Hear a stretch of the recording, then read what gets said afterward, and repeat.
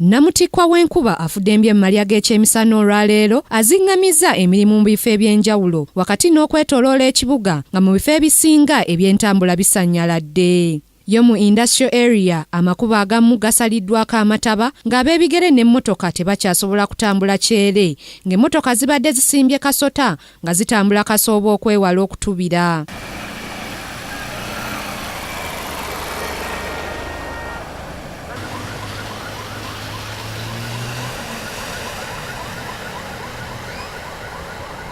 Ate bwe kituuse ku batambuza ebigere ne gujabagira anti obwedda basaliikiriza okusobola okufuna bwe bayisa ekigere basobole okusomoka. Ate bo abagoba ba boodabooda babadde balina okuyiiya okulaba engeri gye basomoka amataba nga tebabbidde.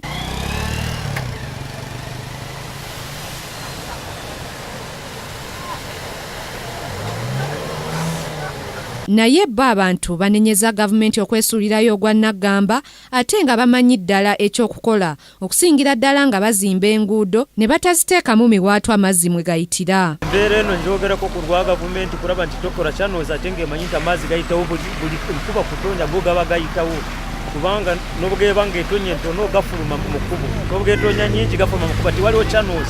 Museveni atuyamba akole ku makubo kisisi labe motoka zaffe ezifa zonooneka bwonoonesi. Grace Nantale Kakooza, Kingdom TV, amalindirire.